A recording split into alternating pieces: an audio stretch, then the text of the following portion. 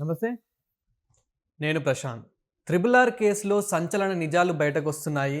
అదేవిధంగా ఇప్పుడు తులసి బాబుని పోలీసులైతే ఎంక్వైరీ చేస్తున్నారు. అసలు ఏ విధంగా చేస్తున్నారు? ఏంటి మరి ఆ నిజాలు? సో, దీని గురించైతే మాట్లాడేందుకు ప్రస్తుతం మనతో పాటు సీనియర్ జర్నలిస్టు దుర్గా వడ్లమణి గారున్నారు. నమస్తే అమ్మా. మేడం, త్రిబుల్ ఆర్ కేసులో ఇప్పుడు సంచలన నిజాలైతే బయటకొస్తున్నాయి. అదేవిధంగా తులసి బాబుని కూడా పోలీసులైతే చాలా క్రిటికల్‌గా అయితే ఎంక్వైరీ చేస్తున్నారు. అసలు ఏంటి ఆ నిజాలు? తులసి బాబు గురించి కూడా ఏం చెప్తారు? అంటే మనకు తెలిసి జనవరి 8న ఆయన్ని అరెస్ట్ అంటే పిలిపించారు విచారణకి. పిలిచినప్పుడు మంది మార్బలంతా వచ్చి చాలా హంగామా చేశాడు ఆయన. వాళ్ళందరూ కూడా నీ సంగతి చూస్తాం, మీ సంగతి తేలుస్తాం అంటూ వెళ్ళారు కదా.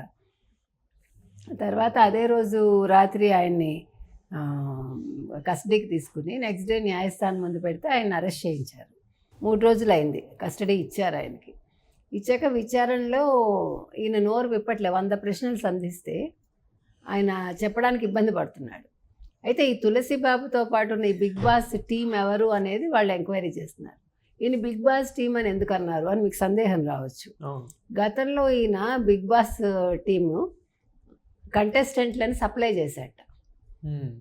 నేను మీకు బిగ్ బాస్లో టీంలో మీకు అవకాశం ఇస్తానని వాళ్ళ దగ్గర బాగా డబ్బులు దండుకున్నాడు చాలామంది దగ్గర. దండుకుని ఆ డబ్బులన్నీ తీసుకెళ్ళి దుబాయ్లో ఒక సాఫ్ట్వేర్ కంపెనీ పెట్టాడు. ఇవొకటే కాకుండా లా చదివాడు ఈయన. లా చదివి సిబిఐకి న్యాయ సలహాదారుగా కూడా ఉన్నట్టు. బాగుందా? అంటే ఇంత మంచి చదువు చదివి ఎలా క్రిమినల్గా మారాడో చూడండి. ఇక్కడితో ఆగలేదు. సిఐడి బాస్ అప్పట్లో పివి సునీల్ కుమార్ ఉన్నాడు కదా, ఆయనకు కూడా చాలా క్లోజ్డ్. అంటే వీళ్ళందరూ కలిసి చెత్త పనులు చేయడంలో కలిసి పనిచేశారనమాట. ఇప్పుడు ఏమైంది, ఈ దామోదర్ అనే ఆయన ఎస్పీ ఎవరైతే ఉన్నారో విచారణలో ఈయన దగ్గర నుంచి కొన్ని రాబట్టాడనమాట. మీరు తులసిబాబుని చూస్తే చాలా హెఫ్టీ పర్సనాలిటీగా ఉన్నాడు కదా. అసలు రఘురామకృష్ణరాజు మీద కూర్చుని గుండెల మీద కూర్చుని కొట్టాడు అంటే ఇంత బరువైన మనిషి అసలు రఘురామకృష్ణరాజు ఎలా తట్టుకున్నాడు? అది కూడా బైపాస్ సర్జరీ అయిన ఆయన. చాలా విచిత్రంగా ఉంది కదండి. అంటే ఆయనకి ఎంత మెంటల్గా ఫిజికల్గా స్ట్రాంగ్ ఉంటే ఆయన అసలు ఆ రోజు హత్యాయత్నమే కదా రఘురామకృష్ణరాజు మీద ఒంగోలులో సిఐడి ఆఫీస్లో. ఇప్పుడు మనం తులసి బాబుని చూసుకున్నా కానీ అతని పర్సనాలిటీ చూసుకుంటే నార్మల్గా అయితే అతను కూర్చుంటేనే పోయేలాగా ఉన్నారు. అట్లాంటిది ఇతను ఎంత హింసించే అసలు కాదు, కూర్చోవడం ఒకటే కాదు, మీరు చెప్పినట్టుగా హింసించాడు. అసలు అది మనకి ఊహకి కూడా అందట్లేదు. ఇప్పుడు మనలాంటి వాళ్ళు అయితే వెంటనే ప్రాణం గుట్టుకుమంటుంది ఈయన బరువుకి. నిజంగా అసలు అట్లా జరిగితే అంటే రఘురామకృష్ణరాజు ఎట్లా తట్టుకున్నాడు మరి? ఆయన కేసు పెట్టడంలో అర్థం ఉంది కదండి. ఇవాళ తులసిబాబు అనేవాడు నోరు విప్పాలి. ఎంత దారుణం ఇది అసలు. సిఐడి ఇవాళ ఈ రకంగా ఉంది అంటే డిపార్ట్మెంటు గతంలో వైసీపీ హయాంలో అసలు ఎవరెవరు వచ్చారు, ఈ బిగ్ బాస్ టీం ఎవరు, ఆ రోజు ఎవరు వచ్చారు, ఆ రోజు మనం చెప్పుకున్నాం కదా 5 లోపలికి వెళ్ళొచ్చారు, 3 సార్లు తలుపు తీశారు అనేది నిన్న మాట్లాడుకున్నాం మనం. సో ఇప్పుడు వాళ్ళు ఎవరు అని ఎంక్వైరీ చేస్తుంటే నోరు విప్పట్లేదు. అంటే పైనుంచి ఇన్స్ట్రక్షన్స్ వచ్చాయా అనేది ఒక సందేహం మనకి. ఏది ఏమైనా ఇవాళ తులసిబాబు గురించి చాలా కొత్త కొత్త విషయాలు బయటకు వస్తున్నాయండి. తులసిబాబు అనేవాడు మామూలు మనిషి కాదు. అతనికి వెనకాల అండ ఉంది. ఎందుకంటే ఆ రోజు అతనితో పాటు వచ్చి వీరంగం సృష్టించింది కదా ఒక పెద్ద టీము. మరి ఇవాళ ఏకాకైపోయాడు కదా. ఇవాళ ఒక్కళ్ళు ఆయన వెంట లేరు.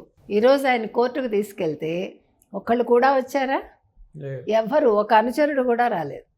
ఒక వైసీపీకి సంబంధించిన కార్యకర్త కూడా రాలేదు. వస్తే మళ్ళీ వాళ్ళు కూడా బయటపడతారు.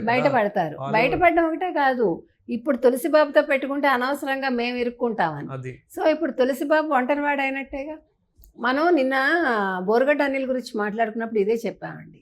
వాళ్ళు ఎస్సీ కావచ్చు, మరొక క్యాస్ట్ కావచ్చు, జగన్మోహన్ రెడ్డి చాలా తెలివిగా వాళ్ళని తన ఉచ్చులోకి లాక్కుంటాడు కదా. అంటే వాళ్ళకి ఏదో చేస్తున్నట్టు భ్రమ కల్పించి వాళ్ళకి నేను ఆర్థికంగా సహాయం చేస్తున్నాను, మీకెందుకు నేను ఉన్నాను అని భరోసా ఇచ్చి వాళ్ళ చేత చెడ్డ పనులు చేయిస్తాడు. డైరెక్ట్ ఎక్కడా కూడా జగన్మోహన్ రెడ్డి మాట్లాడు. మీరు గమనించినట్టయితే ఎవరి చేతనైనా తిట్టిస్తాడు తప్ప తను బూతులు మాట్లాడగా మీరు వినలేదు. ఇంకా విజయసాయిరెడ్డి మాట్లాడతాడు. విజయసాయిరెడ్డి ట్వీట్లు పెట్టేవాడు. విజయసాయిరెడ్డి అసలు ఒక రకంగా ఆద్యుడు ఈ చెత్త భాష అంతకి. కానీ జగన్మోహన్ రెడ్డి ఎక్కడా అలాంటి పని చేసి ఇరుక్కోలా. అది తెలివైన వాడు చేసే పని. ఎప్పుడు కూడా క్రూయల్ మెంటాలిటీ ఉండేవాడు. వాడు బయటపడ్డు. మనం ఎన్నో పాత సినిమాలు చూసాం కదా. అసలు బాస్ ఎవడో వాడు కనిపించాడు, మనకి షాడోగానే ఉంటాడు. సో ఈయన కూడా అన్ని షాడోగానే చేస్తాడు జగన్మోహన్ రెడ్డి కూడా. సో ఇవాళ తులసిబాబు ఇరుక్కున్నాడంటే he did not expect that. అంటే ఇప్పుడు తెలుగుదేశం కూటమి వస్తుందని కానీ జగన్మోహన్ రెడ్డి ఓడిపోతాడని కానీ తను ఇలా ఇరుక్కోవాల్సి వస్తుంది కానీ, అందుకే ఇవాళ మీరు తులసిబాబు మొహం చూస్తే కూడా అంటే ఏం చేయాలో దిక్కుతోచని పరిస్థితి అంటారు చూడండి, అట్లా కనిపిస్తుంది మనకి. అంటే ఇలా ఇరుక్కున్నానేంటి నేను, ఇట్లా తప్పుడు పనులు ఎందుకు చేశాను అన్న ఒక ఫీలింగ్ అతని మొహంలో మనకు కనిపిస్తుంది. కానీ చేతులు కాలేక ఆకులు పట్టుకుని ఏం ప్రయోజనం? ఇప్పుడు ఒకడు మన చెడు పని చేయమన్నప్పుడు మనకు ఆ జ్ఞానం ఉండాలి. ఓకే, సస్పెండ్ అయితే అవుతాం, మహా అయితే ఏమవుతుంది, ట్రాన్స్ఫర్ అవుతాం, అంతే కదా. ఓకే చేసుకోండి, అడవుల్లో పడేస్తారా, పడేయండి, నేను పని చేస్తాను అనాలి. కానీ అతనిలో కూడా ఒక క్రిమినల్ మైండ్ ఉంది కాబట్టే ఒప్పుకున్నాడు అతను, మనం చూస్తే కనుక.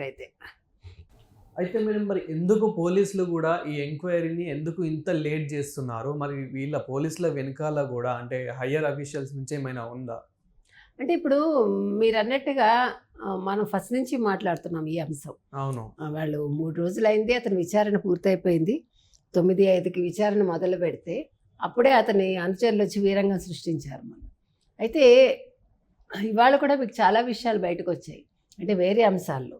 ఇవాళ నిన్న కొల్లు రవీంద్ర విషయం తీసుకుంటే, ఆ రోజు తిట్టిన వ్యక్తి నిన్నను అక్కడ మీటింగ్లో కనిపిస్తే కొల్లు రవీంద్ర ఆ కార్యక్రమానికి హాజరు కాలేదు.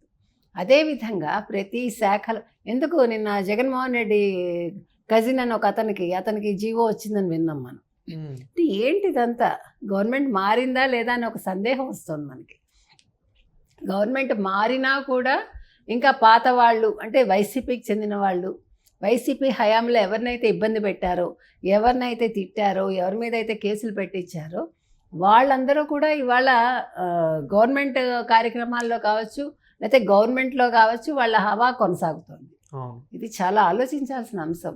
అంటే ఇప్పుడు వీళ్ళు అంటే కూటమి వాళ్ళు ఇంకా ఎంతకాలం తీసుకుంటారు వీళ్ళందరినీ సరి చేయడానికి కదా. ఇది ఎంత చిన్న విషయంగా కనిపించట్లా. అంటే వేళ్ళునికి పోయారు ఒక్కొక్కళ్ళు.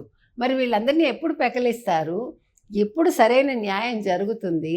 నిజంగా తులసిబాబు లాంటి వాళ్ళు అసలు నోరు విప్పుతారా? అసలు రఘురామకృష్ణన్ రాజుకి అసలు న్యాయం జరుగుతుందా? అంటే ఇవాళ ఈ సందేహాలన్నీ మనకు వస్తున్నాయి. మీరు అన్నట్టుగా పైనుంచి ఇంకా ఎవరైనా ఉన్నారా ఇతనికి వెనకాల? అంటే మీరు చర్యలు తీసుకోకండి, తీసుకున్నట్టుగా నటించండి అని ఏమైనా చెప్తున్నారా కదా. అంటే కోవర్ట్స్ అనేవాళ్ళు ఇంకా పోలీస్ శాఖలో ఆల్రెడీ పోలీస్ శాఖ ప్రక్షాళన చేయాలని చంద్రబాబు నాయుడు గారు కూడా ఆ మధ్యకాలంలో చెప్పారు. సో పోలీసు శాఖలోనే ప్రక్షాళన జరగకపోతే ఇంకా మిగతా శాఖల పనేంటి? అంటే ఇంక అక్కడ ఎప్పుడు జరుగుతుంది? ఇవి చిన్న చిన్న విషయాలు కాదండి. దీన్ని బట్టి మనకు అర్థమవుతుంది ఏంటంటే, మీరు ఏదో ఇప్పుడు ఒక సంచి నిండా మీరు బియ్యం తీసుకొస్తారండి, ఆ సంచికి చిన్న చిల్లు ఉందనుకోండి, మీరు కొట్టు నుంచి ఇంటికి వెళ్ళేలోపు మీకు కారిపోతుంది మొత్తం. ఇప్పుడు సంచికి చిల్లున్నట్టుగానే ఉంది పరిస్థితి. వీళ్ళు ఎంత చేసినా తెలుగుదేశం కూటమి అది బూడిదలో పోసిన పన్నీరే కదా. కానీ ఇక్కడ తులసిబాబు కనుక నోరు విప్పితే చాలా పెద్ద పెద్ద వాళ్ళే బయటపడే అవకాశం అయితే ఉంది. అవును, అంటే మీకు ఒక రకంగా మనం ఊహించుకుంటే కనుక అయితే అక్కడ వైవి సుబ్బారెడ్డి వచ్చాడా, సజ్జల రామకృష్ణారెడ్డి వచ్చాడు ఆ రోజు?